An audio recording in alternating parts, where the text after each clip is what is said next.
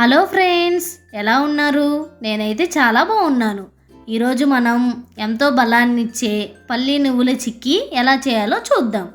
ఇందులో ఐరన్ పుష్కలంగా ఉంటుంది.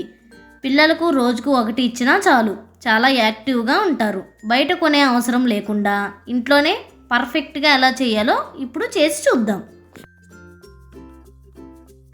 దీనికోసం నేను 3 కప్పుల వేరుశనగ గింజలు తీసుకున్నాను. స్టవ్ మీద ప్యాన్ పెట్టి వీటిని లో ఫ్లేమ్లో దోరగా వేయించుకోవాలి. దాదాపు 30 నిమిషాల పాటు వేయిస్తేనే పల్లీలు లోపలి వరకు క్రిస్పీగా వేగుతాయి.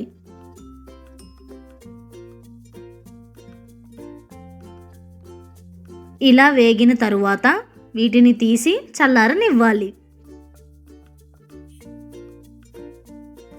ఇప్పుడు నువ్వులు కూడా వేయించుకుందాం.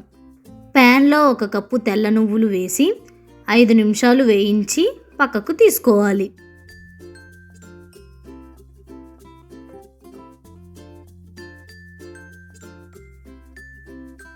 ఇప్పుడు వేయించిన పల్లీల మీద పొట్టు తీసేసి ఇలా 2 బద్దలు అయ్యేలా చేసి రెడీగా పక్కన పెట్టుకోవాలి.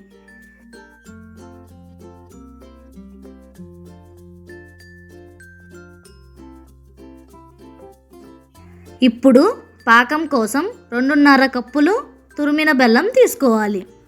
1.5 కప్పుల పల్లీలు లేదా నువ్వులకు 1 కప్పు బెల్లం చొప్పున 2.5 కప్పులు బెల్లం తీసుకున్నాను. స్టవ్ మీద ఒక మందపాటి గిన్నె పెట్టుకొని తురిమిన బెల్లం వేయండి. గుర్తుపెట్టుకోండి, ఇందులో అస్సలు నీళ్లు పోయకూడదు.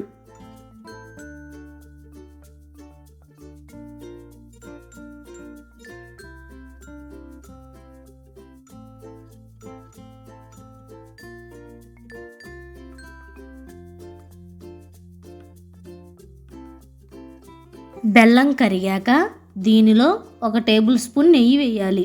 దీనివల్ల చిక్కీకి మంచి టెక్స్చర్ వస్తుంది. ఇప్పుడు దీనిలో 1/2 టేబుల్ స్పూన్ వంట సోడా వేయాలి. ఇది వేయడం వల్ల చిక్కీ క్రిస్పీగా వస్తుంది. దీనిలో సువాసన కోసం 1 టేబుల్ స్పూన్ యాలకుల పొడి వేయాలి.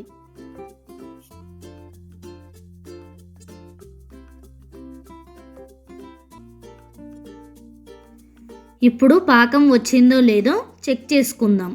ఒక చిన్న గిన్నెలో నీళ్లు తీసుకొని అందులో కొంచెం పాకం వేయండి. నీళ్ళల్లో వేసిన పాకాన్ని బయటకు తీసి విరిస్తే అది సాగకుండా టిక్ అనే శబ్దం వస్తూ గట్టిగా విరగాలి. అప్పుడు మనకు పర్ఫెక్ట్ పాకం వచ్చినట్టు. ఒకవేళ పాకం సాగితే ఇంకొంచెం సేపు ఉడికించాలి. పాకం రాగానే వెంటనే స్టవ్ ఆఫ్ చేసి ఆలస్యం చేయకుండా మనం రెడీ చేసిన పల్లీలు నువ్వులో వేసి పాకం మొత్తం వాటికి పట్టేలా ఫాస్ట్గా కలపాలి.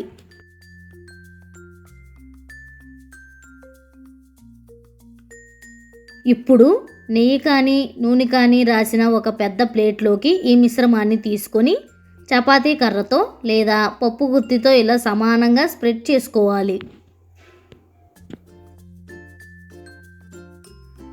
ఇది వేడిగా ఉన్నప్పుడు చాక్తో మీకు నచ్చిన సైజులో కట్ చేసుకోవాలి. ఆరిపోతే గట్టిగా అయిపోయి కట్ చేయడం కష్టమవుతుంది.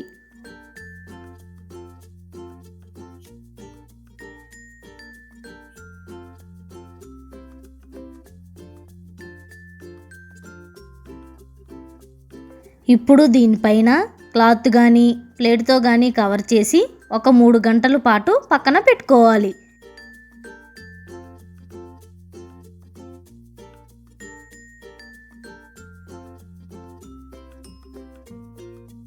మూడు గంటల తర్వాత చూడండి, మనం కట్స్ పెట్టిన చోట ఎంత ఈజీగా విరిగిపోతుందో.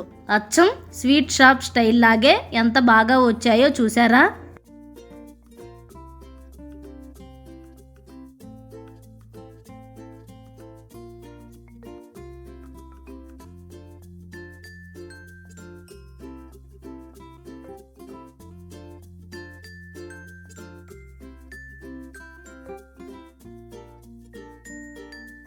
వీటిని ఎయిర్ టైట్ కంటైనర్లో స్టోర్ చేసుకుంటే నెల రోజులైనా పాడవు.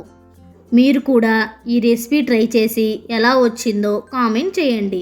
ఈ వీడియో మీకు నచ్చినట్లయితే లైక్ చేసి మా ఛానల్ని సబ్స్క్రైబ్ చేసుకోండి. బాయ్.